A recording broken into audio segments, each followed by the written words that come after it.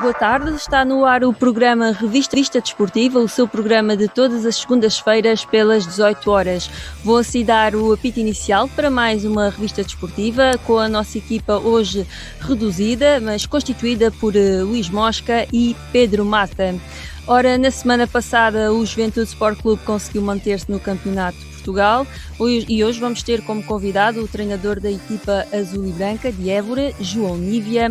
Vamos também falar sobre a Associação de Futebol de Évora, que está a ajudar os clubes, está a apoiar os clubes no que diz respeito aos testes de Covid aos atletas, e começávamos mesmo por este tema.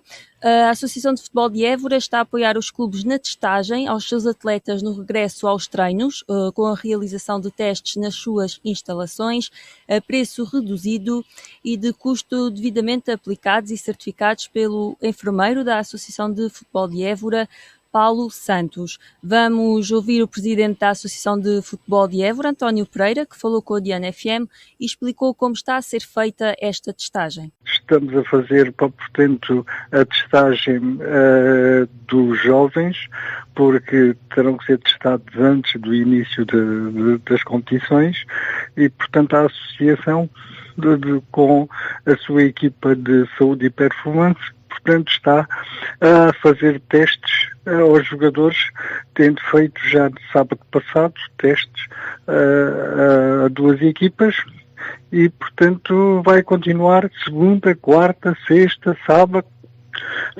a fazer essa testagem. Portanto, desde que os clubes o solicitem, serão feitas as testagens na sede da associação. Também aqueles que conseguem. Nós, portanto, fornecemos os testes às equipas para que elas consigam fazer a sua testagem e validar a mesma no próprio clube. Testagem essa que a Associação, juntamente com outras do país, conseguiu um acordo de modo que os preços dos testes fossem mais reduzidos. A Associação de Futebol de Évora, portanto, conseguiu um acordo vantajoso, juntamente com as outras associações, para que o preço dos testes fossem muito reduzidos. Portanto, 4,5 € por teste. Se for feito a validação na associação, os clubes terão que pagar 7,5 € por teste. Quanto à testagem nos jogos, portanto, serão da responsabilidade da associação. A equipa médica da associação irá fazer testagens aleatórias durante as provas, tanto da formação como dos séniores. Portanto, julgo que vamos ultrapassar os 1000 testes. Luís, o que dizer deste apoio, não é, da Associação de Futebol de Évora aos clubes? Ora, vivam, boa tarde. Já se sabe que hoje, a partir de hoje, dá-se mais um passo para o desconfinamento do desporto, não é? Ao futebol da formação e ao futebol do distrital, onde algumas associações já não vão retomar qualquer atividade, mas ao contrário dos séniores, a formação não vão decidir nada, é apenas para os miúdos, a partir dos benjamins, enfim, andarem em competição, que é importante, portanto, nesta fase que há esta retoma dos campeonatos, não, da formação, melhor dizendo, da formação e dos distritais, neste passo que se dá a partir de hoje, é importante as associações apoiarem, obviamente, né? Portanto, longe do profissionalismo, mas mais perto do coração, digamos assim, estes miúdos precisam de treinar, precisam de jogar, de retomar a atividade, sendo certo que vai haver taças distritais, portanto, e no fundo é muito importante. Eu deixo aqui um número, e é um número, não fui eu que inventei, foi calculado em janeiro, um número que dá para uma grande reflexão por causa da pandemia. Houve 75% de futebolistas federados que deixaram deixaram de o ser devido à pandemia, um valor que foi calculado em janeiro. Portanto, repito, 75%, o que deixa de facto uma reflexão para os dirigentes, sobretudo para dirigentes e para os governantes também, que dá que pensar. Não havendo federados ou havendo esta dúvida quem é que vai voltar e em que condições vão voltar, com melhor segurança, obviamente, teria que haver os testes. Portanto, a Associação não deixa de dar essa colaboração importante nesta fase quase final da época, e onde os miúdos até vão entrar, que há essa condicionante também em época de exames e de testes. Portanto, será mais uma condicionante para, digamos que, ficarem os pais e os filhos na dúvida, não é? Uhum. Pedro. Olá, boa tarde a todos. Então, vamos ver, a Associação está a fazer o trabalho que também lhe compete, porque a Associação tem que defender e ajudar os seus associados, que são os clubes. Numa altura em que os vários clubes do distrito vão ter despesas com a testagem, que é necessário fazer, porque é obrigatória, acima de tudo, a Associação consegue ter testes aqui a um preço extremamente razoável, um preço muito mais baixo do que o preço de mercado, o que ajuda já os clubes. Depois, os clubes vão ser também ajudados pelos municípios, porque aquilo que se tenha percebido pelas várias localidades é que os municípios, as câmaras municipais ou as juntas de freguesia vão também apoiar os clubes, tanto no futebol como em toda a atividade esportiva, nesta retoma e na necessidade que existe de testar os jovens para que possam realmente praticar em segurança o desporto favorito e o desporto que eles mais gostam. No que respeita ao futebol, o Luís Mosca praticamente já disse tudo. É que quando eu falo aí nos 75% de atletas que deixaram de ser federados, realmente é um número assustador, é um número que vamos perceber o porquê desse número. Aqui, este número é muito elevado, é verdade, mas temos que pensar também no seguinte facto. Não houve época desportiva para a formação. Portanto, os campeonatos que estavam para iniciar em setembro, outubro, dos vários escalões, não tiveram início. Com isso, as próprias equipas não inscreveram os atletas. Portanto, são poucos, muito poucos, os atletas certamente que estão inscritos pelos clubes. Portanto, aí também... Este número obviamente que entra aí, não é? Exatamente. Portanto, esse número também vai portanto, há aqui... Vai influenciar... exatamente. Está um pouco inflacionado este número, não é? Mas é real. Este número, Pedro, foi calculado em janeiro. Exatamente, mesmo por isso. Portanto, se em janeiro do ano 2020 existia competição, ou pararam as competições, mas já tinha havido campeonato, é normal que o número de atletas federados, inscritos, seja superior ao que é em janeiro de 2021. Mas, mesmo assim, vai haver uma grande perda de atletas federados, não tenho a menor dúvida, não só no futebol, como em todos os outros desportos.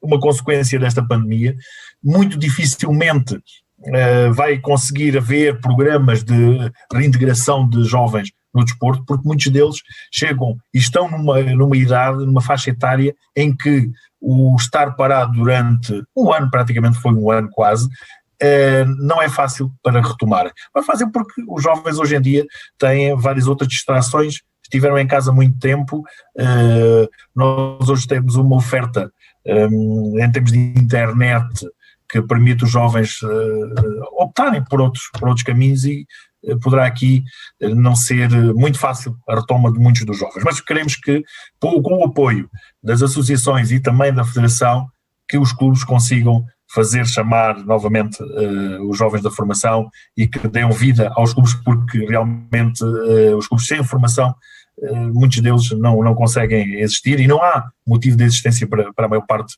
dos clubes do Distrito de Évora. Portanto, eu felicito a Associação de Futebol de Évora por ter conseguido realmente este protocolo que permite custos mais baixos na testagem, essa testagem que é obrigatória, e uma vez que é obrigatória, eu penso que o próprio governo teria a obrigação de pagar os testes feitos aos jovens da formação. Porque não podemos esquecer, estamos a formar os futuros homens do nosso país. Portanto, eu acho que o governo aí deveria ter a obrigação também de pagar os testes realizados por todos os jovens de todos os esportes a nível nacional. Acham que, já agora Pedro, acha que assim há condições de segurança, há confiança para que tudo corra dentro do melhor? Vamos ver. As condições de segurança vamos perceber com o passar do tempo. Agora, há uma coisa que é importante, ou melhor, importantíssima, que é a retoma da atividade esportiva. É extremamente importante e urgente esta retoma. Os jovens precisam praticar desporto. Nós próprios, já temos outra idade, mas precisamos praticar desporto. Temos que, vamos ver, esta pandemia fala-se muito de estar a criar e vai criar um grande fosso económico, sem dúvida alguma, dentro da sociedade. Mas há um outro problema que vem no seguimento desta pandemia, que é o fator social. Portanto, há necessidade das pessoas socializarem, há necessidade dos jovens socializarem, porque aprendem uns com os outros, desenvolvem-se uns com os outros. E o desporto é, sem dúvida alguma, um meio para que esse desenvolvimento seja feito com êxito. Portanto, eu acho que vamos perceber nos próximos tempos se o desporto é ou não importante e se o desporto é um fator de transmissão do vírus. Eu penso que não é por aí. Penso que os jovens, principalmente na formação, e digo na formação, o contacto deles entre uns e outros já vem da escola, já vem do ensino, já vem da reunião que eles têm no meio que frequentam nas suas escolas. Portanto, eu penso que não vai haver aí nenhum número, nenhum caso de haver surtos por causa do início e da retoma da atividade esportiva. Penso que não. O que é que acha? Há condições de segurança para que tudo corra bem com esta testagem? Sim, quer dizer, condições de segurança é como o Pedro diz, é o que se vai ver depois, não é? Para já, para haver essas condições tem que haver testagem. Ora, se tem que haver testagem, portanto é fundamental, obviamente, a associação a apoiar e contribuir, porque os clubes estão arrasados, não têm dinheiro, e é uma forma, obviamente, de incentivar, de motivar os clubes a continuarem nessa formação, não é? Agora há aqui um dado importante. O Pedro há pouco disse que portanto, é importante os miúdos, a formação e para garantir, e estamos a formar homens. Não é só homens. Há outra coisa muito importante, e aliás basta ver o que se passa em associações próximas ou vizinhas, se quiserem, de Évora, onde não foi garantida essa formação nos últimos anos. Estou a falar de Porto Alegre, por exemplo, e pode estar aqui em causa os campeonatos distritais nos próximos anos. Ora, não havendo formação, quando não há formação, se não houver júniores, não houver juvenis ou não houver iniciados, está em causa os campeonatos futuros nos próximos anos, porque os jogadores, obviamente, isto é matemático, mas é uma situação natural. Quer dizer, os jogadores que têm hoje 30 anos ou 35 vão desistindo. Se não houver novos a entrarem, não há hipótese. Quer dizer, não é só formar homens, é também importante nesta fase, além de ser obrigatório as condições sanitárias que obrigam a essa testagem. Portanto, é fundamental. Dito isto, é fundamental, obviamente, a associação contribuir também para motivar os clubes e os miúdos, desde infantis, benjamins, até aos júniores a entrarem nesta fase, onde, ao contrário do distrital sénior, são jogadores de formação, onde vão sobretudo a treinar e competir para não havendo descidas nem subidas, para essas ditas as taças distritais, não é? Como eu estava a referir, Luís e Pedro, já falámos então do tema da Associação de Futebol de Évora, da testagem. Passamos então para o nosso convidado. Como eu referi no início do programa, na semana passada o Juventude Sport Clube conseguiu manter-se no Campeonato de Portugal e hoje vamos ter como convidado o treinador da equipa azul e branca de Évora, João Nívia. É caso para dizer que João chegou, viu e venceu. Hoje vamos falar com o treinador do Juventude, com o treinador de 30 anos, João André Correia Apolinário, mais conhecido por João Nívia no mundo do futebol, que chegou aos azuis e brancos de Évora numa altura em que o clube se encontrava, creio, na 9ª posição, ou seja, estava na zona de despromoção. E em 6 jogos, João Nívia conseguiu alcançar 3 vitórias, 2 empates e uma derrota, resultados que permitiram o Juventude Sport Clube acabar a época na 7ª posição e conquistar então a manutenção no Campeonato de Portugal. Não é assim, João Nívia? Boa tarde.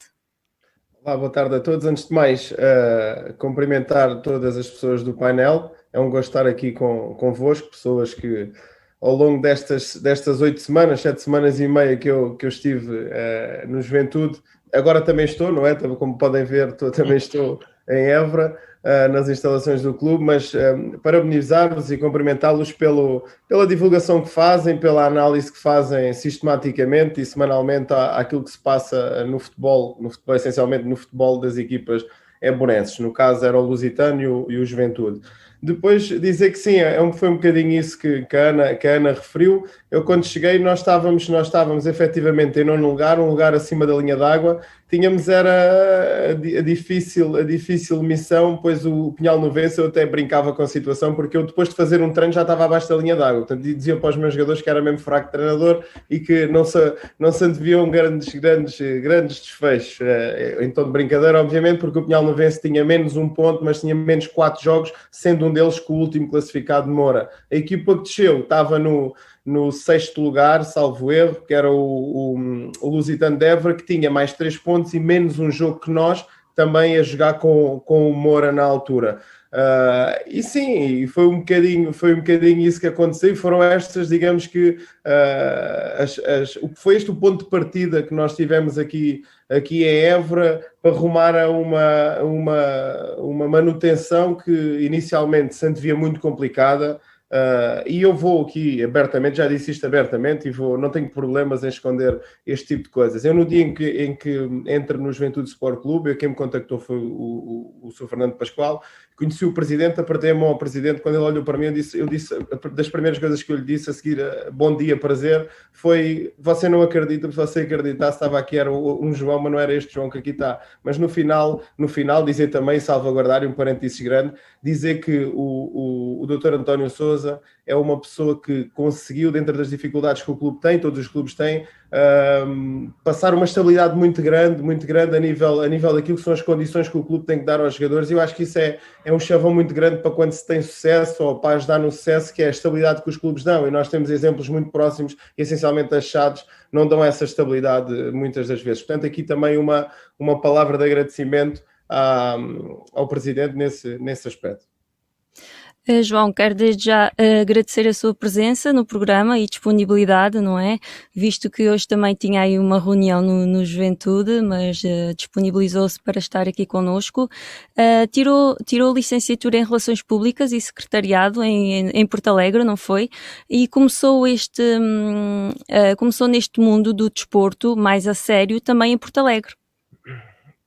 Sim, eu em miúdo queria, como grande parte dos apaixonados por futebol, e eu pelo treino em si, queria ir para Rio Maior, tirar um curso de futebol, treino desportivo, etc. Só que, entretanto, achei e ponderei um bocadinho e pensei que, para apostar a sério no futebol, que é um mundo muito, muito instável, muito inconsequente, deveria ter uma escapatória e daí licenciar-me numa área diferente, onde eu achava que me enquadrava a nível de personalidade, e foi o que aconteceu. Tirei Relações Públicas e Secretariado, mas para manter também, porque eu vinha para Porto Alegre todos os dias, para manter também, digamos que a minha ligação, no caso, ao Elétrico Futebol Clube. Comecei a treinar jovens comecei a treinar miúdos quando era muito jovem, com 16 anos, e depois fui mantendo sempre essa relação até me licenciar. E só após me licenciar, com 25 anos, e na altura treinava já os júniores na segunda divisão nacional, os júniores do Elétrico, e joguei sempre também futsal, etc, por aí fora,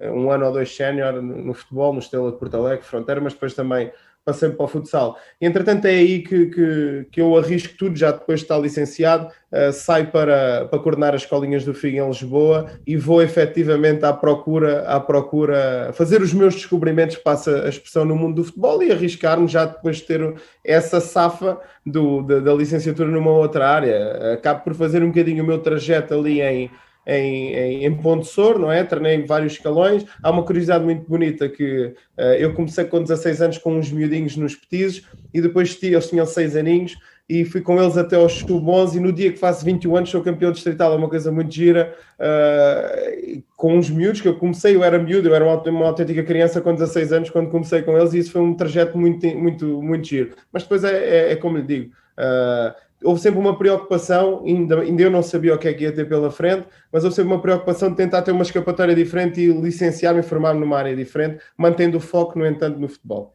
Uhum. Entretanto, andou por vários clubes. Antes de vir para a Juventude, estava como coordenador técnico no Dragon Force, Lisboa, e ao longo destes anos foi arrecadando troféus e distinções e a juntar a estas conquistas a manutenção do Juventude Sport Clube. Luís Mosca e Pedro Mata passo a bola para vocês para fazer então algumas questões ao treinador do Juventude Sport Clube. Posso começar eu? Viva João, boa tarde antes de mais. Eu recordo-me que eu acompanhei logo o primeiro jogo e há pouco tocou aí num ponto importante por causa, entrou ao meio da semana, vai a Lolé, Ferreiras, aliás, jogar contra o Olhanense, uma das equipas que ia em terceiro ou quarto lugar, portanto, logo defrontar o Olhanense, e só com 3 treinos, portanto, que mensagem é que passou aos jogadores nesse dia, na cabine, nos últimos dias? Ou seja, esta é uma questão. E a outra é, se sentiu os jogadores que estavam demitidos dessa possibilidade de discutirem a manutenção, se sentiu isso na equipa? Obviamente, se as coisas estivessem bem, o João não era contratado, né? E já o disse. Ora, se veio é porque as coisas não estavam bem com aqueles jogadores ou mudando a tática, independentemente da estratégia ou não. Que mensagem é que passou aos jogadores e se sentiu também que havia jogadores que estavam demitidos dessa confiança, dessa possibilidade de garantir a manutenção? Vamos por partes. Você tocou logo em 2 ou 3 pontos-chave. E vamos organizar aqui a linha de pensamento. Eu dizer já que se fosse mais fácil mudar 11 jogadores, tinha acontecido isso, porque o treinador estava cá há muitos anos, era isso que acontecia, tinha, digamos que, autonomia e tinham confiança nele e no trajeto dele suficiente para mudarem jogadores. Não foi o caso e mudaram a 6 jogos do fim. E eu vou ser muito franco convosco. Eu estava em casa há um ano, porque eu tinha aceito um projeto que era o Ormacenenses, mas após o sorteio, 1 hora e pouco depois do sorteio, e a estreia era em Olhão, e eu no ano antes, quando saio do Vila Franquense e aceito o projeto do Porto, o meu treinador principal na altura, o Filipe Moreira, foi para o Olhanense, portanto, e a minha estreia aqui no Juventude acabou por ser no Olhanense, portanto, é que havia aqui e até comentei isso com o Luís Torres, que tinha mesmo que ser em Olhão a minha estreia, e assim foi. Isto para lhe dizer o quê? Faltavam 6 jogos, eu estava em casa, em virtude dessa questão do Armacenenses, depois acabei por ficar este tempo de 10 meses em casa. E pensei para mim que, sentado no meu sofá, não provava a minha competência a ninguém. E tinha muito mais a ganhar do que a perder. Agentes do futebol desejaram-me sorte e encorajaram-me neste projeto, mas disseram-me que claramente era muito difícil e que eu devia de aproveitar para aparecer e fazer uns joguinhos bons e pouco mais. Porque nós íamos jogar, eu tive a oportunidade de o dizer, na casa do segundo classificado, do terceiro classificado, do quarto classificado e do sexto classificado. 4 jogos fora em 6. E depois recebíamos o Pinhal Novense, que era aquela equipa que tínhamos um ponto à frente deles e eles estavam abaixo da linha d'água, mas que eles tinham menos 4 jogos. 4 jogos são 12 pontos, não é? São 12 pontos. E depois recebíamos também o quarto classificado, que é o Loutano. E os 2 jogos que nós, tirando esse primeiro que perdemos no Olhanense, os 2 jogos no Loutano que empatámos, deixámos fugir a vantagem na parte final dos jogos, nos últimos minutos, as 2 vezes. Portanto, era um calendário muito complicado. E eu entrei a meio da semana, e desde o primeiro momento que eu mudei tudo. A equipa estava com uma ideologia de jogo, de ataque continuado, de um jogo bonito, um futebol positivo, etc. E a minha experiência, porque apesar de ser muito novo, fui-me embora, saí da minha zona de conforto muito cedo, iniciei muito cedo. Eu, em vez de estar, quando tinha 16 a 7 anos, em vez de estar a fazer coisas próprias da idade, eu andava a ajudar outros treinadores com miúdos, etc. E isso fez-me crescer e maturar muito rapidamente. E eu chego aqui e vejo um campo relevado que não tem um rolo, não é passado. Um campo relevado que não tem uma regra homogénea, que é a pessoa responsável por isso, tanto pode estar 5 minutos com a mangueira ali, mas depois está só 10, está 10 no outro, no seguinte está só 2 minutos. Portanto, o relevado é irregularíssimo. Portanto, a nível das condições infraestruturais, a ideia de jogo não se adaptava. A nível da qualidade, ou pelo menos a qualidade que vinha a apresentar a equipa neste campeonato, não fazia sentido reger-se pelo aquele registro. Portanto, eu cheguei e depois num sistema diferente, porque as pessoas quando viram que eu ia apresentar aqueles sistemas, é um sistema que eu domino, que trabalhei já há muitos anos, ficaram nervosas porque não conseguiam, já tinham tentado e tinha corrido mal, etc, etc, etc. Mas eu acho que foi, efetivamente, a necessidade de haver uma mudança anímica e mudança técnico-tática e depois fazer crer uma coisa aos jogadores desde o primeiro dia, que é, eu tinha confiança a 200% naquilo que ali estava a fazer. E depois passaram, digamos que por uma intervenção um bocado chata, passa a expressão, que eu todos os dias falava 20, 25 minutos com eles antes do treino. No meio do campo, não no balneário, no meio do campo, para tentar, digamos que fazer, não uma lavagem, mas tentar redirecioná-los e metê-los no mesmo registro de pensamento que eu tinha. E o meu registro... Pois, João, permita-me, é que o mais importante que o João acreditar, o treinador, é os jogadores acreditarem essa mensagem, não é? Fazer passar e os jogadores acreditarem, não é? A mensagem, eu sabia que a liderança que aqui estava era uma liderança mais afável. Eu entrei num registro, uma comunicação mais fechada, uma liderança mais intensa, para o jogador sentir mesmo a mudança. E esse tipo de liderança ia-me fazer, muitas vezes, cobrar mais do jogador taticamente. E eu sabia que, efetivamente, havia aqui uma diferença daquilo que tinha sido até então o trajeto deles e a forma de trabalhar deles para o que seria daqui para a frente. Pronto. E depois mudei o sistema. E porquê? Porque analisei a ter 6 jogos complicados e qualquer uma das equipas, com maior das naturalidades, iria assumir o jogo e teria mais preponderância e mais, ia querer ter mais bola, etc., e mais confiança, porque a minha equipa, a partir desse momento, a minha equipa, animicamente não estava bem, depois tinha também a questão de ter muitos jogadores que já tinham alguns anos no clube e que o que é que ia acontecer ali a nível de balneário, qual seria a aceitação. Portanto, houve aqui vários fatores que influenciaram a minha decisão. Portanto, eu só tive que me agarrar e foi sempre o que eu passei à minha equipa técnica, a mensagem que eu passei à minha equipa técnica foi: nós vamos chegar e vamos fazer a diferença em tudo, alterar tudo para isto parecer uma história nova. Para quê? Para que o jogador se reabilite psicologicamente, porque o jogador, se tiver muitos déjà vus, passa a expressão, vai ter muitos fantasmas porque a época não lhe estava a correr assim tão bem. Parecendo um jogador, sentindo-se um jogador diferente, parecendo um jogador diferente, com uma ideologia diferente, as funções táticas e missões táticas, sendo elas diferentes, iria ajudar o processo, os jogadores a, digamos que a reabilitarem-se um pouco a nível anímico e de confiança. Pronto, acho que respondi. Depois a questão do Olhanense entrar a meio da semana, que acho que é o que falta.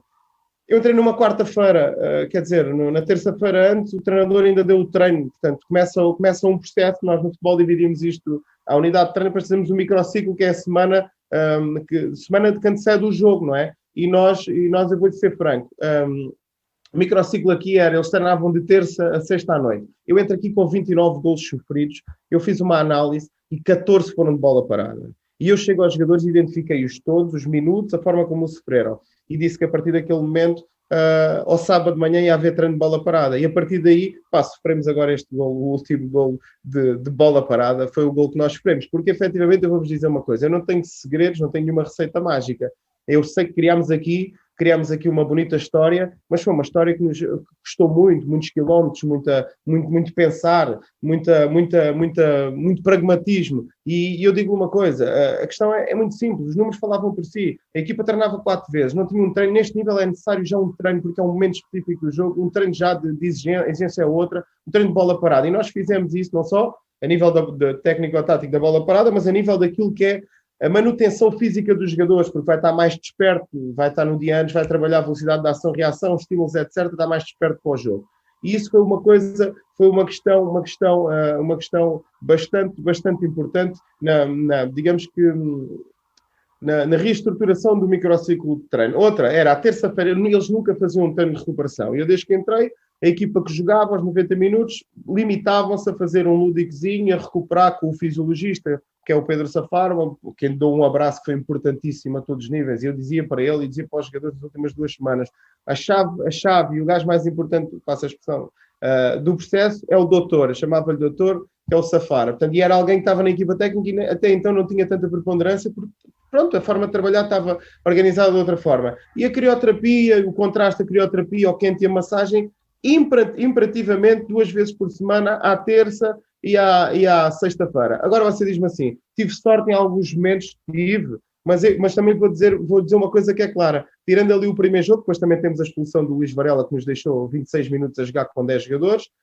Tirando ali o primeiro jogo, taticamente, e eu disse isso para o Sr. Luís muitas vezes, que a única forma que nós tínhamos de conseguir angariar pontos e tentar ombrear com essas equipas é sermos melhores que eles estrategicamente e taticamente. E foi o que nós conseguimos fazer. Foi nessa procura dessa estabilidade. Já se viu qualquer coisa em Olhão, apenas com 3 treinos, mas a partir daí, eu acho que há um momento-chave na época, que é o gol do Luís Carapinha, que o Pinhal no vence, dá-nos uma vitória ao minuto 87, e eu aí guardei também uma expressão de quem estava na Juve TV, e nunca mais vou esquecer, e para nós nos rimos e quebramos, passa a expressão, o gelo. O pássaro está na gaiola, só falta fechar o pássaro, só falta fechar a gaiola. Portanto, eu a partir daí, aquilo eu acho que foi um clique muito grande, quer para mim, quer para os jogadores, quer para toda a estrutura, porque acredito eu, passaram a crer no processo, a acreditar no nosso processo, e isso depois a partir de facilitou. E essa disrupção com o passado foi fundamental, João.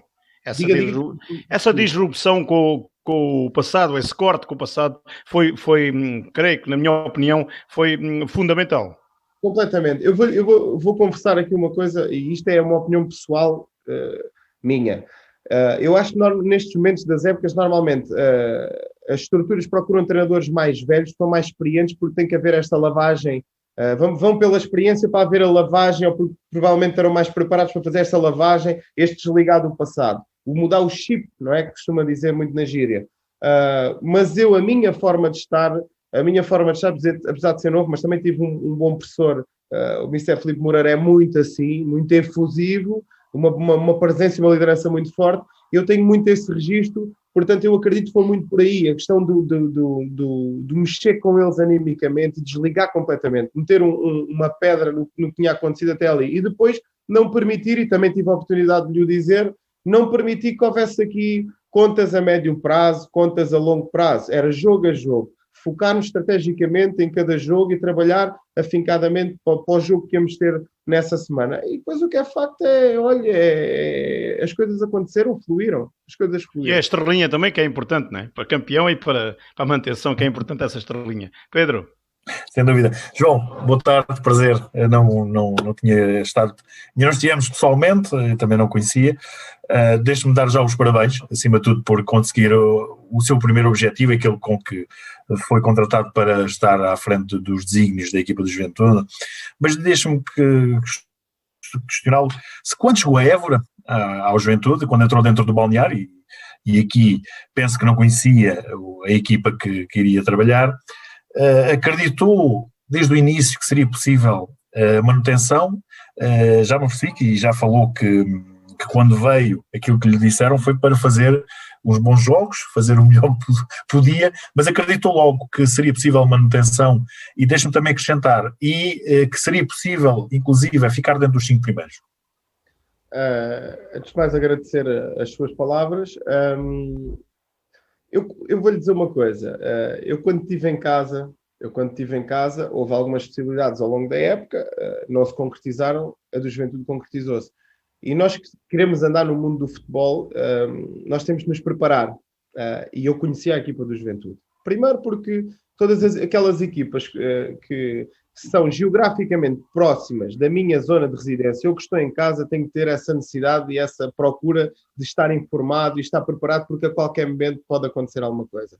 E depois, dizer que nós faz parte do treinador, mesmo quando está a trabalhar, mas mais quando está em casa, preparar. Portanto, eu conhecia a equipa do Juventude, conhecia alguns elementos da equipa do Juventude e vi alguns jogos da equipa do Juventude.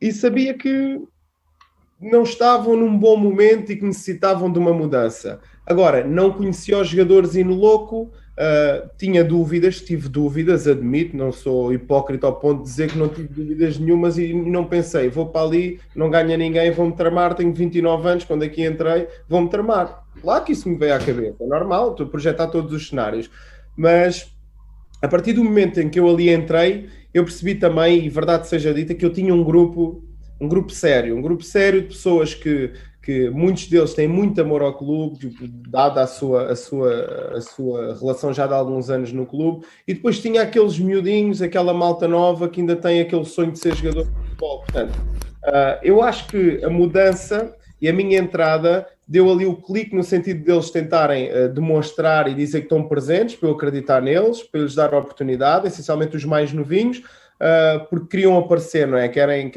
fazer disto, ainda têm o sonho de fazer disto vida. Depois os mais velhos, pelo compromisso, pelos líderes que eram e que são do balneário e do grupo, agarraram-se e eu falei com eles e disse-lhes, amigos, isto é futebol, vocês tinham a ligação que tinham, a partir de agora o capítulo é outro, e a mensagem que eles me deram foi de estarem comigo a 200%, e depois isso efetivou-se. 2 dos jogadores mais importantes no meu trajeto aqui, o capitão, Luís Carapinha, eu meto numa zona do campo em que ele está mais desprotegido, obrigá-lo a desgastar-se muito mais sem bola, num jogo de transições, obrigá-lo a fazer piques, etc. Mas depois ganha noutra coisa, ganha na qualidade na decisão do pressing, nos momentos de pressionar, ganha na qualidade de decisão do último passe, que alguns miúdos mais novos não mudavam.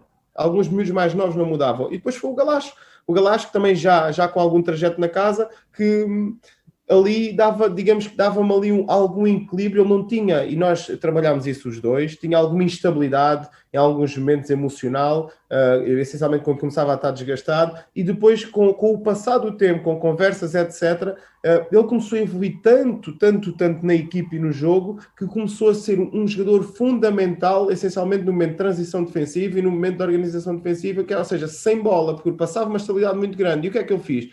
Depois reabilitei também a questão do Digas, que é um jogador com 29 anos, com algum trajeto no Campeonato de Portugal, estava a passar um momento mau a nível pessoal, e foi reabilitado e passou a ser o líder da minha defesa, da minha linha defensiva. O Galacho era outro líder na linha intermédia e o Carapinha é o líder na frente, passando pela contratação de um guarda-redes que, com todo o respeito aos outros, é do nível completamente diferente dos que cá estavam, com todo o respeito aos outros, mas isto é futebol e eu não podia estar preso a nada nem a ninguém, até porque eu sou profissional de futebol e não tenho que me preocupar em algo mais a não ser fazer o meu trabalho, porque é como diz o outro, eu não sou daqui nem o meu irmão, eu venho aqui fazer aquilo para que me foram buscar, ponto final, parágrafo.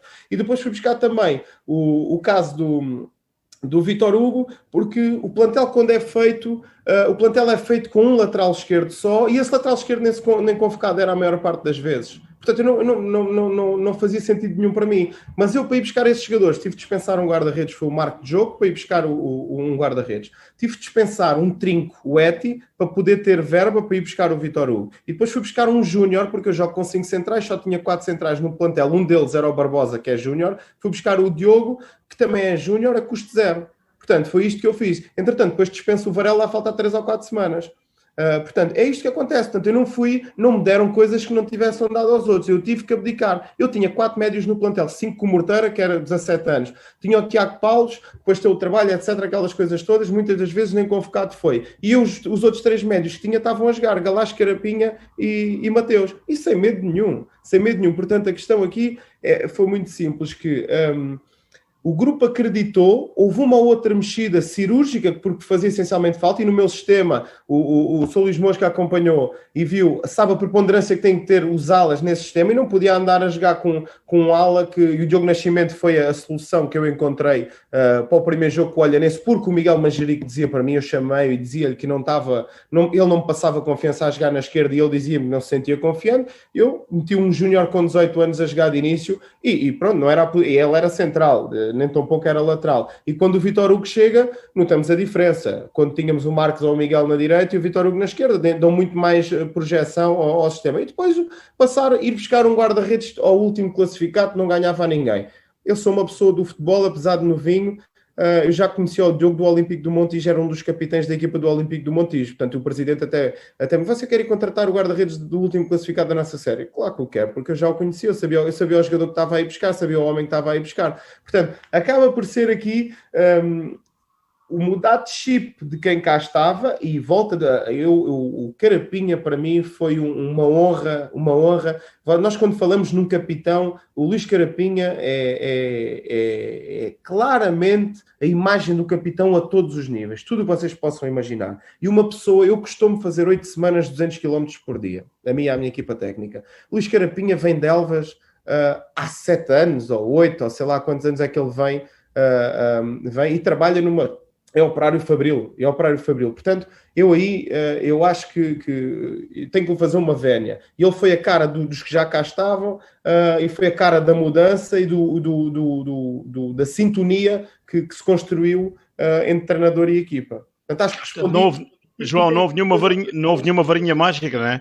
João, permita-me, não houve nenhuma varinha mágica, o João já disse, reabilitou alguns jogadores que até estavam na bancada, não jogavam, colocou alguns jogadores na posição-chave, e bem, há pouco falou no lateral esquerdo que estava inadaptado, foi buscar um lateral e um guarda-redes, não fez mais nada, mas no fundo é isto, é futebol, o João é um homem do futebol. Não faço disso, é futebol, isto não há receitas mágicas. E os treinadores vivem de resultados, não é? Exatamente. Se não tivéssemos mantido o Juventude de Évora, não é? Se não tivéssemos mantido o Juventude de Évora, provavelmente quem teceu certas considerações no dia da minha chegada aqui que não me conhecia, e que é errado nós tecemos considerações quando não temos conhecimento de causa. Claramente. Quem fez isso estaria aqui a dizer que eu avisei, etc, etc, etc. Se nós conseguimos ir ao 5º lugar... Já me estavam aqui a dizer que era o próximo não sei quê, ou não sei quê. Mas não há receita para o sucesso. Nós chegamos, percebemos o enquadramento e o contexto. A partir daí fazemos e criamos todas as condições. E depois ao domingo é futebol. João, deixa-me só questionar ainda o último jogo do campeonato, ao minuto 88, o Juventude de Évora estava em 5º lugar. Depois sofre o golo mesmo a terminar, e eu recordo-me perfeitamente do meu comentário fazer uma crítica, que uma equipa, quando está a vencer um jogo e é de importância, não pode de forma alguma permitir que o seu adversário marque a terminar o jogo. É verdade que tinha pela frente uma das grandes equipas da série, mas qual foi o seu sentimento? Ali em 2 minutos deixar de estar no 5º lugar? Eu vou-te ser sincero, se fizerem uma analogia que eu já fiz, já tive a oportunidade de fazer uma analogia a todos os jogos, etc., do meu trajeto aqui, eu sempre mexi na equipa a andar para trás. Todos os jogos sempre mexi na equipa a andar para trás. Porque é normal, porque entravam por vezes jogadores menos experientes, em tão pouco tempo que tive, podem não ter um conhecimento tático, uma vontade tático tão grande como os que já lá estavam, e depois aliado aos forcings finais das equipas que nós estávamos a defrontar, que são equipas com outros argumentos financeiros e técnicos, eu perco os 2 jogos, perco as 2 vantagens com o Loltano, porque o treinador do Loltano, sempre que mexe, a equipa fica mais perigosa. Já no Algarve assim o foi, com a entrada do Abu Touré e do Bruno Silva, e aqui acabou por ser igual. E vou-vos dizer uma coisa. Ele rodou 2 ou 3 elementos. Rodou o lateral direito, porque o Briggs foi totalista absoluto na direita. Não trouxe o Rony, mas joga com o Diogo Marques e joga com o Nuno Moreira, que tinha 4 amarelos. Ainda podia ter metido outro estrangeiro que ele tinha lá. Ele jogou com 2 jogadores que tinham 4 amarelos, que se visse o 5º amarelo contra mim, não iam jogar no primeiro jogo da segunda fase. Ele jogou com Abu Touré, ele jogou com uma equipa fantástica. O Eric estava lesionado, por isso é que não veio. O Ari estava lesionado, por isso é que não veio. O Rony foi poupado. O Sander tinha 4 amarelos, por isso é que não veio. Até o Léo Chão jogou, que é um jogador dos melhores jogadores desta série. Portanto, ainda vou-vos dizer uma coisa. O que nós fizemos, nenhuma equipa fez gestão contra nós. Os jogadores do Amora que não jogaram, foi o Bruno Langa porque tinha o 5º amarelo, e foi os outros que estavam lesionados, o Mateus Sousa, etc. As equipas não rodaram, não nos quiseram ajudar em nada. E o que é facto é que nós, quando mexemos, efetivamente, eu acho que perdemos sempre qualquer coisa a nível tático, perdemos sempre alguma estabilidade tática, até mesmo quando era aquela troca direta Xanda-Adelaja. O AD já é um jogador diferente, as características do AD eram um jogador de ataque aprofundado, etc. Eu conheci o AD quando ele tinha 21 anos no Farense, na segunda liga. Foi quando eu conheci o AD que estive lá a estagiar com o Mr. Jorge Paixão. E agora o AD é um jogador que já não tem essa velocidade. É um jogador diferente. Portanto, o que é que acontece aqui? O sentimento foi agridoce. É um sentimento que acaba por ser um bocadinho difícil de aceitar, porque se eu acho que criamos aqui uma bonita história... A Adelaja João, que acaba por resolver o jogo com o Lusitano de Évora, por exemplo. O Adelaja, eu entrei e meti o Adelaja... Eu meti o Adelaja no grupo de subcapitães de equipa. O Adelaja era o meu capitão. Do treinador era o meu capitão. O Adelaja foi o número 1 no grupo. O Adelaja, eu adorei trabalhar com a Adelaja. E foi um jogador da minha confiança sempre e que teve um papel preponderante a conversar com os mais novos. No grupo, o Adelaja não jogava, estava no outro lado e era um dos jogadores com maior atitude no treino. O Adelaja é um campeão para mim. E vimos, quando ele marcou o gol do Lusitano, o que é que ele foi fazer? Veio-se abraçar a mim. Portanto, é um jogador que eu gostei muito de trabalhar com ele. E é um jogador que sabe que está no término da carreira dele, mas que percebe isso e tenta ajudar os outros e passar mensagens aos outros para ajudar nesse sentido a evolução deles. Mas o que é facto é que eu acho que foi uma bonita história de futebol. Se nós vamos ao quinto lugar, era uma história imaculada. Era imaculada. Eu não havia palavras para o que era isto. E foi 1 minuto e meio e foi um golo, pronto, enfim, que no melhor pano cai a noda, como se costuma dizer, e o Diogo estava tristíssimo no final do jogo, mas eu dizia-lhe, o nosso compromisso, para mim e para o Diogo e para o Vítor Hugo, foi 2 miúdos que eu fui buscar, um tinha sido dispensado do Sertanense, o outro tinha saído do último classificado. Eu disse, o meu objetivo é que vocês me ajudem e que ajudem a lançar-me, enquanto treinador principal, e eu ajudar-vos a reabilitar a vossa carreira. E eu acho que foi isso que nós conseguimos e foi essas as minhas palavras para o Diogo. Agora, indo ao quinto lugar, a projeção para o Juventude Sport Clube era fantástica, a projeção para a Évora era fantástica, a projeção para o treinador e equipa técnica era fantástica, para os jogadores era fantástico. Mas o que é que eu vos posso dizer? É futebol. Da mesma forma que nós ganhámos aos 87, da mesma forma que nós perdemos a vantagem aos 84 no estádio do Algarve, da mesma forma como o Amora fez um golo no último lance do jogo, com uma falha do Marcos, no caso, da mesma forma como o Loltano fez agora este golo, isto é futebol e nós temos que saber lidar com isto. Para o bem e para o mal. João, não sente que foi na Amora que... Eu disse-o aqui e mantenho, que foi na Amora que o Juventude consegue a manutenção, com essa vitória na Amora. Agora já passado o campeonato, numa reflexão mais a frio. Deixe-me dizer-lhe uma coisa. A vitória da Amora foi muito perigosa, sabe? Porque os jogadores era quase, acreditava eu, que nunca pensariam antes, à nossa entrada, ir fazer um jogo daqueles à Amora, mas eu sentia nessa semana, os jogadores, a cada semana que passava eu sentia a minha equipa cada vez mais confiante, em treino, eles cá fora, tudo, os jogadores respiravam confiança, e nós sentimos isso, e nós treinadores sentimos isso. Eu dizia... as pessoas da estrutura serem muito preocupadas e no que é que ia acontecer, etc. Eu dizia, eu só falo com vocês depois de sexta-feira, que é quando eu acabo o trabalho tático, porque para além da confiança eu precisava de saber se havia o entendimento e se aplicávamos bem o nosso plano estratégico. E nós íamos bem preparados. E depois você diz-me assim, eu vou confessar aqui esta história porque é interessante. E isto é pensar futebol, não há varinhas mágicas. O Mateus tinha a mulher que estava grávida de gêmeos desde quarta-feira, nessa semana no hospital. E eu na sexta de manhã, que era feriado, chamei o Mateus ao bem balneário e disse assim, e ele era imprescindível para mim, só tinha 3 médios e eles jogavam os 3. Olha, e disse ao Carapinha, já tinha dito ao Carapinha, se acontecer alguma coisa à mulher do Mateus, se os meninos nascerem, vais ter que ir jogar para médio, e depois a gente tem que encontrar ali outra solução para a frente. Eu disse-lhe, és imprescindível para mim, o meu foco é isto, mas há coisas mais importantes na nossa vida. Portanto, se tu não quiseres ir a jogo, podes ficar com a tua mulher, porque ela vai ter os bebés a qualquer altura. Portanto, podes ficar com ela, fica à vontade. E eu ainda não tinha falado com ele. Ele não sabia qual era a minha opinião acerca disto. E ele, sim, neste é um momento importante para mim e tal, e não sei o quê, está perto dela, blá, blá, blá. Nesse dia à tarde ele liga-me às 5 da tarde a dizer que os bebés tinham nascido. E que estava ainda mais motivado para ir a jogo. E eu ganhei um jogador, porque digo ao jogador, vai para o pé da tua família. São pessoas que vêm do outro lado do mundo, estão sozinhos. E eu dei-lhe essa abertura para ele ficar ao pé da família dele, para proteger a família dele.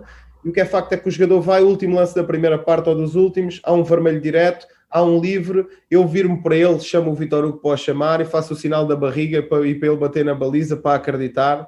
E o que é facto é que a bola desvia, há um gol caricato e há 1-0. Eu acho que nós, quando praticamos o bem, acontece o bem. Mas isto é pensado, isto é futebol. E nós temos que pensar futebol. Isto não foi porque não estou a dar uma de show-off. Não, estas coisas são pensadas.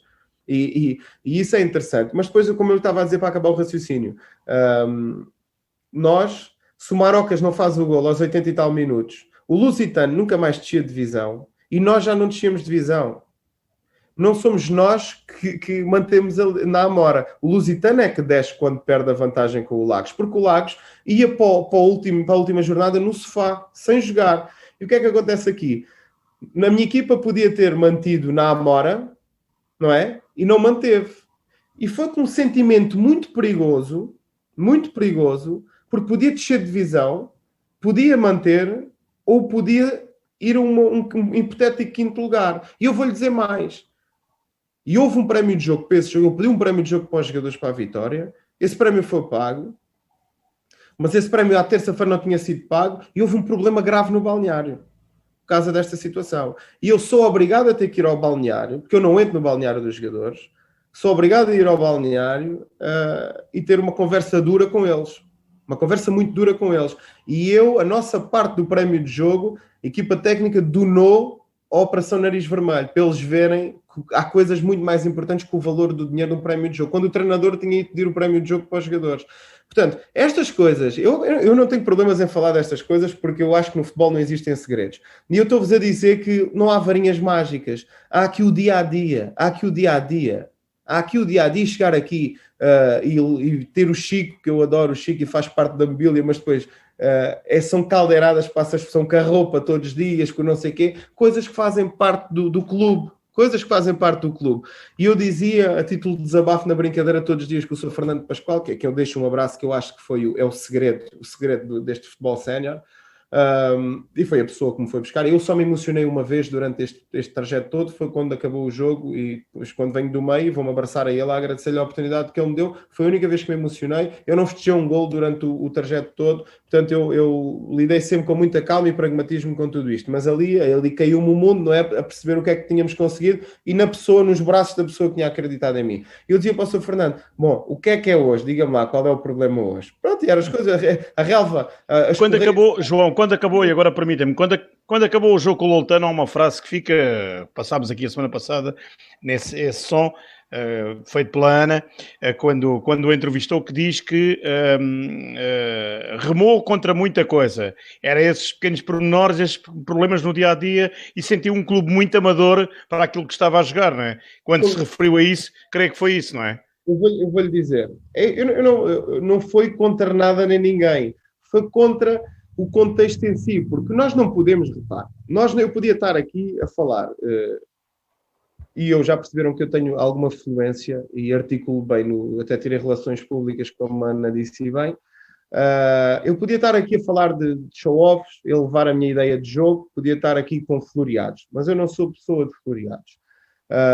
E nós não podemos passar uma imagem cá para fora de que temos todas as condições, estamos muito bem preparados, mas depois, quando não temos sucesso esportivo, vamos dizer que o nosso contexto é amador. Não é assim. E houve várias situações, e foi isso, eu acho que foi o segredo deste trajeto, deste percurso, foi isso. Dentro das condições que o clube tinha, de amadorismo puro e duro, de falta de pensar futebol, ok?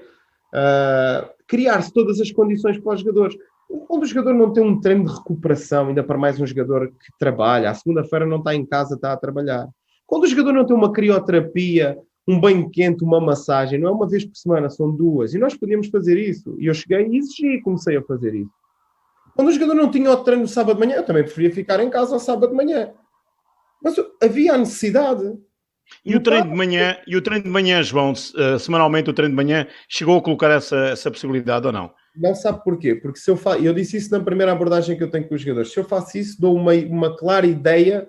Primeiro, ia partir o grupo, ia a dar uma ideia de desunião e não de união. E cheguei lá e disse, e eu até lhe vou dizer mais, cheguei lá e atrasei o treino meia hora para que todos, o carro vinha de fora, etc., pudessem chegar, e só iniciava quando estavam todos. A exceção depois ao Roberto Carlos, porque o trabalho... É verdade que eu cheguei a assistir a isso uma sexta-feira, à espera do carro que vinha de Vila Viçosa. Portanto, como deve calcular, a minha mensagem foi sempre criar todas as condições para o grupo estar unido e para o grupo ter todas as ferramentas para se chegar a domingo e jogar olhos nos olhos, e essa foi sempre a mensagem, olhos nos olhos. Ao domingo não há orçamentos, ao domingo não há trabalhar melhor, trabalhar pior, há 11 para 11 e nós temos que fazer o nosso... Eu ao domingo não falo de futebol com eles, não vou dar lá palestras, não sei do quê, só faço um enquadramento psicológico para o jogo que vamos ter, com vídeos motivacionais, com palhaçadas, com caras feias, seja aquilo que for, que eu acho que seja o registro correto para aquele dia. Mas, efetivamente, o que há aqui, o que tem que haver, e o Juventude, eu já disse, o Juventude é um clube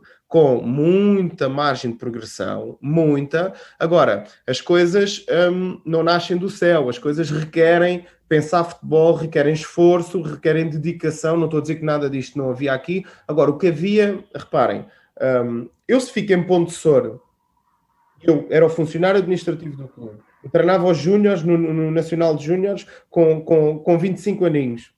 Eu jogava no futsal do clube de Pontessor. Eu podia lá ficar, eu ia chegar aos séniores mais dia menos dia, só que eu nunca ia estar tão preparado para o futebol, porque eu não tinha tido o contexto na Quinta da Marinha, nas escolinhas do FIC, que era só gente dele, muito elitismo, mas no ano a seguir vou para coordenador técnico do Clube Oriental de Lisboa, que eu sou orientalista, a seguir ao Elétrico, que eu sou orientalista, que é em Chelas, Marvila, Zona J, percebem a diferença?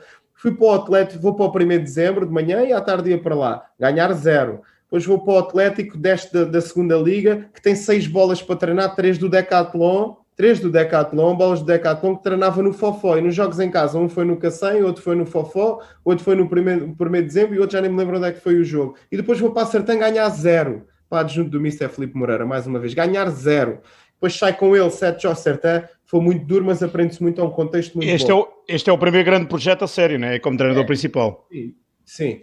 Depois vou com o Mister Filipe Moreira para o Marinhense, não aceito depois continuar com ele para a São Joanense e volto para a Sertã, fico esse ano na Sertã e depois ele chama-me para a segunda Liga, com quem eu vou com ele. Quando saímos da segunda Liga, digamos que eu andava já há muitos meses em entrevistas com o Porto SAD para assumir a coordenação técnica das 4 escolas do Porto em Lisboa, e eles vão para o Olhanense. Eu não posso ir para o Olhanense porque tinha acabado de assumir aquela questão do Porto, mas depois com isto do Covid, etc., e não me revi naquele que era o projeto do Porto, optei por me lançar e acabei por ficar em casa à espera do desafio. Mas isto para lhe dizer o quê? Eu não ganhei sempre, eu saí da minha zona de conforto, eu não andei sempre a ganhar muito dinheiro, aliás, eu nunca ganhei muito dinheiro no futebol, e vou-vos dizer mais, o meu acordo aqui foi prémio de manutenção para mim e para a minha equipa técnica e prémio de vitórias e de empates. A outra equipa técnica ficou a ganhar em casa até ao final, está a perceber? Portanto, não foi o dinheiro. Eu disse sempre para todos, o dinheiro está mais à frente, mas há uma coisa que eu vos digo, se eu andasse atrás do dinheiro, tinha ficado em casa em Pontessor e não era, eu sou um projeto de treinador de futebol ainda, que aos bocadinhos estou a ganhar o meu espaço aqui neste tipo de enquadramento. Mas se eu ficasse lá, tinha mais estabilidade financeira, estava na minha zona de conforto e se calhar era o rei daquela cocada, lá com todo o respeito pelo Elétrico Futebol Clube, obviamente. Mas não estava tão preparado. Por isso é que eu digo, às vezes nas estruturas é necessário virem pessoas, procurar-se pessoas que tenham já vivenciado e passado por uma série de contextos diferentes para estarem um bocadinho mais preparadas para dar o passo em frente. Não quer dizer que o que se estava a fazer era mal feito, mas quando se quer um pouco mais, é necessário. Porque é que um clube, porque é que o Chelsea foi contratar o Thomas Tuchel e não foi contratar o Manuel Machado? Não é? Ou não foi buscar o Roberto Di Matteo outra vez? Porque é o perfil, é a vivência, é o que é que eles querem dali para a frente. Portanto, eu acho que é um bocadinho assim. E o Juventude tem... E não quer dizer que eu cá esteja, porque eu ainda não está assumido. Há um interesse, obviamente, e normal para que eu continue. Nós vamos ter conversas. Tivemos antes, vamos ter a seguir. Estamos aqui a fazer um coffee break, efetivamente. Mas já está a pensar a próxima época, indo pelas suas palavras, porque até a entrevista é feita no Juventude. Não, é feita no Juventude porque efetivamente nós não falámos mais depois Não está acertada ainda, já que toca nesse ponto, não está acertada ainda a continuidade. Há interesse, obviamente, da parte do Juventude, há interesse meu, obviamente, porque nós, quando somos bem recebidos e temos todo o gosto em poder continuar, mas ainda há uma série de questões que temos que analisar, temos que pensar naquilo que realmente é o projeto do Juventude, pensar se eu me enquadro nesse projeto, e pronto, e tentar chegar a uma linha consensual para que haja essa continuidade. Essa continuidade não está assegurada ainda, mas vamos ver o que é que vai acontecer. Mas isto para finalizar, acho que Sim. Deixa-me só estar aqui atento. Falou sobre o trajeto todo, o alentejano, já passou por vários clubes. O que é que falta aos clubes alentejanos para haver mais clubes com manutenção nos campeonatos de Portugal? Porque aquilo que nós conseguimos constatar é os clubes sobem um ano, no ano seguinte descem. Portanto, o que é que falta aos clubes? O que é que se tem que criar para que haja essa condição? Eu acho que é muito perigoso aquilo que eu vou dizer. Mais uma vez, não quer ser mal percebido. Eu sou um defensor acérrimo do interior. Eu estive na Sertã, que é interior também. Eu sou alentejano. Apesar de ter nascido em Lisboa, eu fui criado, eu considero-me pontessorense.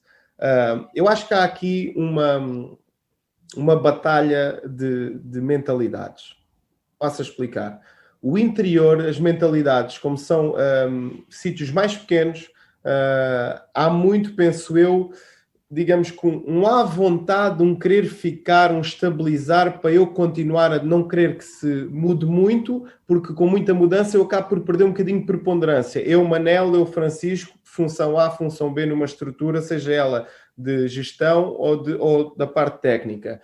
E, muitas das vezes, o que é que se consegue fazer? A falsa linha de raciocínio coerente, que é: eu estou no Distrital, tenho uma equipa dos melhores do Distrital e vou manter, porque é uma equipa ganhadora, vou manter aqui 60% ou 70%, vou só buscar 2 ou 3 jogadores que fazem a diferença e tal e não sei o quê, e a partir daí vou estar à vontade para conseguir manter, e depois, que é grave, até querem logo subir de divisão, que aconteceu em muitos sítios, dizer que queriam ir acesso à terceira liga este ano, etc, vindo do Distrital. E o que é que acontece aqui? Vocês, é uma problemática que vocês com certeza discutem a toda a hora, e eu, quando entrei, vocês estavam a falar do futebol de formação, mas chegando ao futebol sénior, o grau de competitividade no interior é menor. E é menor porquê? Pelos problemas do número de população que há, etc. É normal que nos grandes centros, Porto, Braga, Lisboa, haja mais gente, haja mais praticantes e, por si só, a qualidade aumenta. Portanto, só os locais em zonas interiores é complicado. Por 2 motivos também. Porque depois não tem dinheiro para que eles sejam profissionais, porque os clubes não têm tanto dinheiro quanto isso para permitir que os jogadores só façam isso. Não fazendo só isso, eles têm outros trabalhos e há um desgaste maior. Não há um foco tão grande, certo? E eu vou-vos dizer uma coisa. A Sertão, os orçamentos são sempre 6.000 euros. 6.500, 7.000 para equipa. Mas estão lá, os 23 jogadores estão lá, não são de lá, estão lá. E trabalham em regime profissional, não nos ordenados, mas nos treinos de manhã, etc. E estas pequenas coisas dão condições de trabalho muito grandes, e que, no detalhe, faz toda a diferença no campeonato e dá pontos. E o que é que acontece? João, é uma das condições que pode ser preponderante para a sua continuidade. Você estava a querer e aqui a notícia, para dar a notícia na rádio, que vai ficar... Estou acabando o raciocínio, Mas essa pode ser uma situação preponderante, não é? Ficarem uns jogadores, treinar de manhã, eu sei que é a sua vontade. Para responder ao Pedro...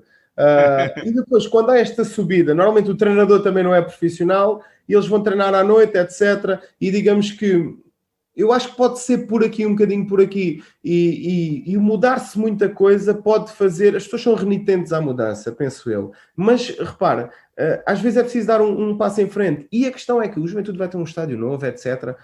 O clube pode ser um baluarte... Deixem-me só ligar aqui o carregador. O clube pode ser um baluarte do Alentejo e do interior do país. O clube está a 50 minutos de Lisboa. O clube é de uma capital distrito. O clube rival desceu. Neste momento é a altura certa para o Juventude dar um passo em frente. As pessoas querem isso. E se você me está a perguntar, eu vou ser franco consigo.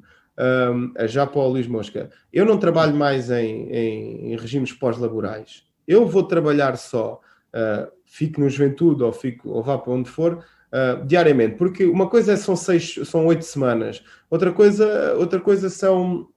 10 meses. Planear uma época inteira. É eu chegar, os meus jogadores, eu tinha jogadores a chegar 2 minutos antes da hora do treino, pá. Isto consome. Foi raro o dia em que eu comecei um treino às 7h30, mas não era por culpa minha, porque eu e a minha equipa técnica que vinham de Ponte Só chegávamos às 5 da tarde, 5h30 ao clube e começávamos a trabalhar. Portanto, se eu lhe disser que sim, pode ser importante na decisão final, pode ser muito importante na decisão final. Já agora, já que estamos a terminar o nosso tempo, aliás, já passámos o tempo, o Luís perguntou-lhe se já havia novidades, se ficava no Juventude. Eu pergunto-lhe se, para além do Juventude, se tem mais propostas em vista, se tem mais propostas ou por enquanto é o Juventude. Esse sorriso, João, esse sorriso é enigmático, significa que nem precisa de responder, não é? Nem precisa de responder que há mais convites, obviamente, que é natural, deixe-me dizer-lhe que é natural, eu que acompanho o futebol há muitos anos, que é natural que tenha convites por causa daquilo que fez, que foi excelente, e já o disse, e sabe que é verdade que os treinadores vivem dos resultados. Como teve esses resultados, conseguiu o objetivo que era proposto e por ao qual foi contratado. Portanto, é normal que tenha outros convites. Aliás, nem precisa de responder, porque esse sorriso diz tudo, não é? Isso não quer dizer nada, não. Eu, efetivamente, neste momento o que tenho é uma proposta para ativar o subsídio de desemprego durante 2 meses, até que a pré-época se inicie, e há efetivamente conversações aqui com o Juventude de Évora. Quanto ao resto, não. Eu, pelo menos que eu saiba, e pelo menos o meu empresário ainda não me ligou com nenhuma proposta, portanto eu não lhe consigo responder a isso, não é? Pelo menos concreto, mas não haverá. O subsídio de desemprego também pode ser ativado em Évora, que a Segurança Social também é rápido e fica em Évora. Não, mas não sei. O foco agora passa essencialmente por falar com as pessoas, perceber aqui o que é que temos e o que é que podemos fazer. Mas há uma coisa que é clara, e deixa-me vincar isto. E eu já disse isso às pessoas, independentemente de eu ficar ou não, já o estou a ajudar, já estamos a fazer algumas coisas no sentido de que não é para o João Nívia, é para o clube em si. O clube já garantiu acordo com alguns jogadores para ficarem, mas não é, obviamente, que perguntaram uma opinião, mas é porque o clube quer continuar com eles, por todos os motivos e mais alguns. Mas, entretanto, também há aqui uma necessidade, uma necessidade de evolução no clube, e o clube está-se a mexer nesse sentido. Eu estou a ajudar, e mesmo que eu me vá embora, que não cheguemos a um consenso, que eu não sei, efetivamente não sei mesmo, eu vou estar sempre disponível para ajudar naquilo que possa ajudar. Obviamente que se eu me for embora, vem outra pessoa, eu já não sou tido nem achado, mas as pessoas com quem eu privei, sempre precisarem, elas sabem, sempre precisarem de alguma coisa da minha parte, é só estão à distância de mim. E deixe-me aqui dizer-lhe, também tenho essa opinião, e posso tê-la, que o clube, e aí concordo 200% consigo, está na hora de dar o salto, porque tem essas condições, a breve trecho, de dar o salto com as infraestruturas que muitos não têm, não é? Até há clubes na segunda liga que não as têm. Nós no Vila Franquense, olha o exemplo do Vila Franquense, tínhamos que ir treinar maior todos os dias. É um exemplo. Ainda jogam lá, não é? Exatamente. Agora já foi aprovado, pensou, o projeto para o estádio novo, mas ainda lá jogam. Mas sim, é o facto do que diz. E eu digo-vos uma coisa, eu acho que a forma como é gerido o Juventude Sport Clube, as pessoas podem estar à espera de uma evolução para melhor do Juventude. Eu acredito muito nisso. Isso eu acho que podem estar descansados os juventudistas, os eburenses, que vai acontecer isso. São pessoas ponderadas, sérias e sensatas. Antes de terminar, João, já agora uma pergunta é o arquirrival, já sabe da rivalidade que há entre Juventude e Lusitano. Isto agora é uma pergunta, já terminou o campeonato. Ia buscar alguns, se puder, vai contratar alguns, ou ia buscar alguns, contratar alguns jogadores ao vizinho Lusitano. Também lhe posso desde já dizer que há 2 ou 3 jogadores que já estão, enfim, comprometidos com outros clubes. Repara numa coisa, a minha noção de mercado não é só aqui, é ampla, mas se tiver nas linhas vizinhas um jogador que se enquadra naquilo que é o meu perfil, eu não tenho problemas nenhuns em ir buscar um jogador ao rival. Para mim, lá está. Se achar que ele pode ajudar, eu acho que depois daquilo que nós fizemos aqui, os adeptos juventudistas têm que ter esse mesmo pensamento. Se está a vir é para ser mais um para ajudar, penso eu. Agora, não tendo eu noção de tamanha rivalidade, mas também deixe-me dizer-lhe aqui, eu disse para si, penso eu acho que a rivalidade efetiva aqui, a grande rivalidade é com o clube, não é com a SAD. E quem desceu foi a SAD, portanto. O meu sentimento de 8 semanas é esse. Portanto, se houver algum jogador, e eles têm jogadores bons, dá a cabeça ao João Serrano, que é de Évora. Para mim é o baluarte dos jogadores locais que estão na outra equipa. O João Serrano é um jogador que basta ver o trajeto dele para perceber que é um jogador com muita qualidade. E não tenho problemas em dizer isso. João, uma última questão da minha parte. Com a nova, qual é a sua opinião como treinador e agora já melhor incluído nesta realidade? Existindo a nova terceira liga que vem aí, obviamente vai retirar alguma qualidade ou vai levar alguma qualidade dos jogadores para essa terceira liga. na sua opinião, acha que este Campeonato de Portugal para o ano vai ser mais fácil, enfim, constituir a equipa? Eu acho que não, sabe porquê? Porque os jogadores vão estar todos à espera de querer ir para a terceira liga e para ficar no nível abaixo vão todos pedir muito dinheiro. E isso vai ser uma grande dificuldade que eu acho que os clubes vão ter que ter. E vai ter que ser um bocadinho nos jogadores que conhecem o treinador, que podem ficar na divisão abaixo, mas conhecem o treinador, sabem que vão ser preponderantes nesta ou na outra equipa, porque o jogador vai todo estar à espera de ir para a Liga 3, ou se ficar abaixo, de querer muito mais dinheiro porque baixa uma divisão. Eu penso que o mercado pode abanar um bocadinho neste sentido. Pode-se gerir um bocadinho dentro deste sentido. Por outro lado, também devido às condições isto depois tudo conta. Os jogadores que não receberam 2 ou 3 meses no clube anterior, a pandemia, não sei o quê, você pode conseguir matar, passa a expressão, fechar logo com alguns jogadores antes, por causa desse aspecto e algum prémio de assinatura, etc. Pronto, isto é um mercado, isto tem a ver um bocadinho com isto, mas acho que toda a gente vai mandar os valores para cima para vir para o Campeonato de Portugal. Pedro, tem mais alguma questão para finalizar? O Pedro já não tem. O Luís? Não. Está tudo. Acho que o João deixa-me só acrescentar aqui. O João, como disse muito bem, tirou um curso de Relações Públicas e tem o poder de oratório. Portanto, acho que ele esclareceu tudo aquilo que nós pretendíamos que ele esclarecesse. Muito obrigado uma vez mais, João. Sim, eloquente, da minha parte foi eloquente e que constitua então no Juventude a melhor equipa. É possível, se cá ficar, obviamente. O Luís está a tentar, ver se... Muito obrigada, João, mais uma vez pela disponibilidade, pois está numa reunião no Juventude, mas quis fazer esta entrevista connosco. Nós só temos a agradecer. Para finalizar o programa, vamos às notas finais então, Pedro e Luís. Podemos começar pelo Pedro já. Muito bem, olha, a minha nota final vai para um convite.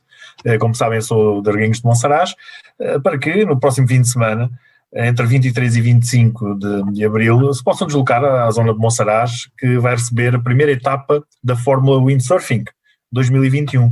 Portanto, será um bom passeio que podem fazer aqui pela zona de Monsaraz, bonitas paisagens e vem um desporto ligado à água, o aproveitamento do Alqueva também, desta forma de estar no desporto. Luís? Eu vou finalizar como comecei, com o passo que se dá hoje, a partir de hoje, para o desconfinamento, sobretudo na formação, que é importante para os próximos anos, na formação e nos campeonatos distritais, para enfim, a prova que não foi muito boa conseguida desta vez no Algarve de Miguel Oliveira na MotoGP, com quedas, enfim, por aí fora.